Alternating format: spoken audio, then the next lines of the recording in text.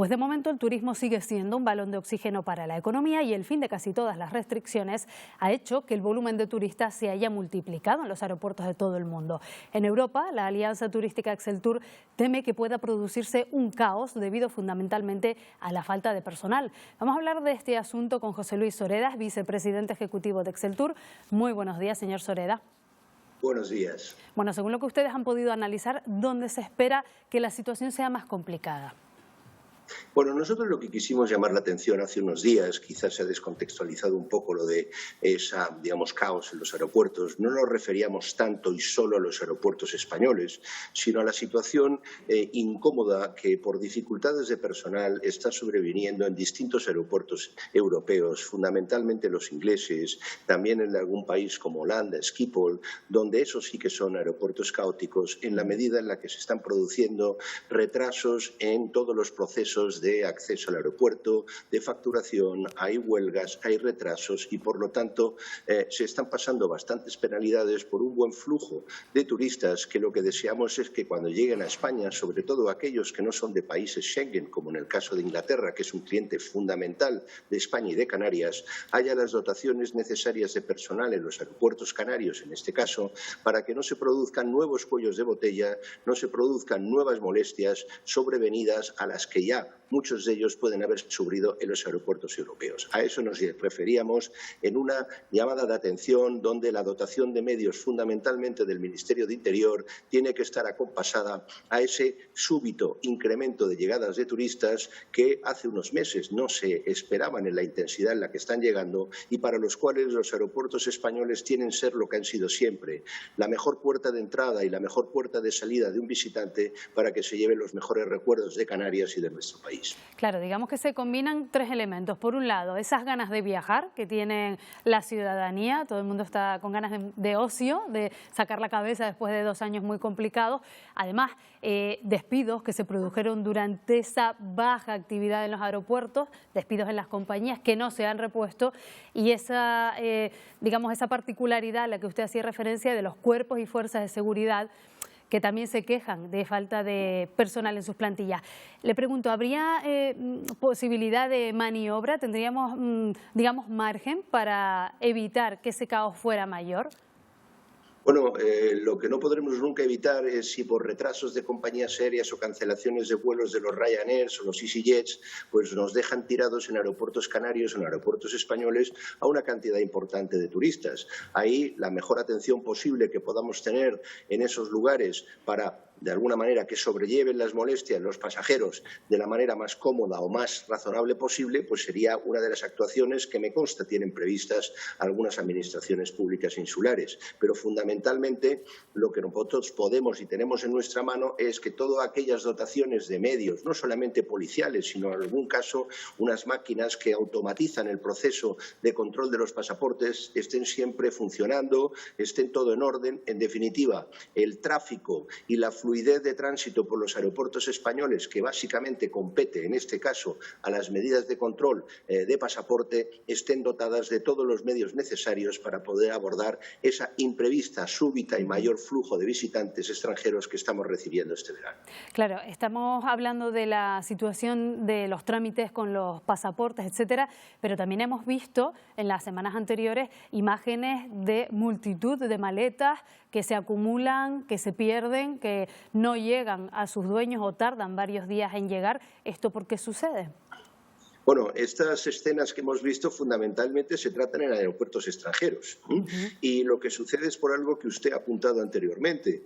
A diferencia de España, donde uno de los mayores aciertos que tuvo el Gobierno fue la política de los ERTEs, es decir, sostener y proteger el empleo y no necesariamente tener que acudir a ajustes por despido, es lo contrario de lo que se ha hecho en Europa, donde la crisis también fue muy notable en prácticamente todos los países, se hicieron ajustes de personal en todos los eslabones de cadena de valor, personal de aeropuertos, personal de handling de maletas, personal de facturación, pilotos, auxiliares de vuelo, en definitiva, una cantidad, por no hablar de, en el tema de la hostelería, camareros, etcétera, lo cual ha dado lugar que en muchas partes de Europa buena parte de esta gente que sufrió estos ajustes se ha tenido que reprocesar y hoy o está trabajando en otros sectores ya que no eran el turístico, y también lo que ha ocurrido es que esa súbita, repentina, fulgurante recuperación del turismo y de las ganas de viajar que ha anidado en Europa después de la Semana Santa ha cogido con el pie cambiado en cuanto a su intensidad las necesidades de personal de muchos de estos servicios intermedios. Juntamos las dos cosas y se producen esos caos en algunos de los aeropuertos fundamentalmente europeos que, entre otras muchas manifestaciones, se han trasladado en esas miles de maletas que veíamos ahí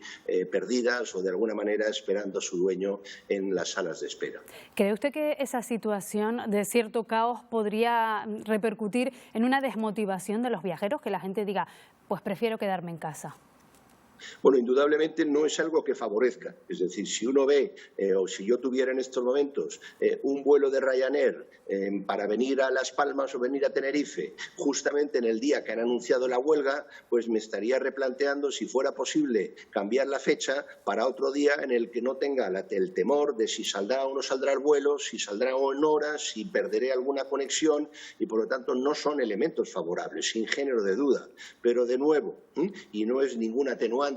ni es nada que lo disculpe, las ganas de viajar que se han despertado en Europa son tan intensas que incluso mucha gente está dispuesta a asumir parte de estas penalidades en esta ocasión con el fin de poder salir de sus casas y disfrutar de unos días de vacaciones. Insisto, no es ninguna excusa que justifique esta circunstancia, pero sí puede atenuar el que algunos elementos disuasorios que incorpora estas situaciones se lleven a término. Un elemento que también está condicionando los patrones de consumo de los turistas a lo largo de este verano está siendo la inflación, esa subida de precios que hace que muchas personas se hayan replanteado cómo viajar, cuánto tiempo, etcétera. Por la experiencia que ustedes tienen, ¿cuál va a ser la tendencia este verano? ¿Cuál está siendo? ¿Vacaciones más largas para, digamos, hacer frente a esos billetes más caros o, por el contrario, menos tiempo de estancia? Mire, lo que estamos viendo nosotros en nuestros análisis es que la conducta y la valoración del sector turístico arroja más disparidad y desigualdad en muchos de los factores, elementos de análisis como pudiera ser este que usted me pregunta. Nos encontramos donde situaciones de subidas de precios son más factibles en caso de algunas compañías que tienen una mejor imagen de marca o tienen una mejor capacidad de distribución y, por contra, les está dificultando muchísimo repercutir parte de los costes galopantes inflacionarios que estamos teniendo a otras que tienen menos que otros atributos. En general, en términos de precios, los sobrecostes operativos que está sufriendo el sector, solamente un 23,4% de ellos, según las encuestas que hacemos a más de 2.500 unidades de negocio de toda España y una muestra muy significativa en Canarias, van a poder repercutir parte, un 23% de los sobrecostes. De hecho, en algunos ámbitos se nos ha tratado de presentar como un sector que estamos generando inflación. Bueno, nada más lejos de ello. En primer lugar, porque no se puede comparar el año 2022 con los precios que regían en el sector turístico en el año 2021. Todavía en pleno hoyo, después del descalabro del 2020 y, por lo tanto, con unas pérdidas de actividad en toda España de 70.000 millones de euros, con caídas de precios de cerca del 20% en promedio, no se puede argumentar que la recuperación de precios en el 2021, unida a los sobrecostes inflacionarios, es causante de la inflación del país. De hecho, en promedio, los precios en el sector turístico hasta el mes de mayo solamente habían crecido, o no digo solamente porque para algunos es una cifra importante, un 6,5%, mientras que el promedio de subida de precios en todo el conjunto de la economía española era de un 10,6%. En definitiva, sí se están subiendo los precios, entre otras muchas razones porque veníamos de unos precios de derribo que habían tenido que aplicarse en el año 2021 para intentar generar algo de demanda y después muy afectados últimamente por las enormes tensiones inflacionistas que están generando unos sobrecostes energéticos, alimenticios, en todos los ámbitos de la estructura de costes de las actividades turísticas. Pues José Luis Oreda, vicepresidente ejecutivo de Exceltur, gracias por habernos acompañado en Buenos Días Canarias. Muchas gracias a ustedes, muy amable.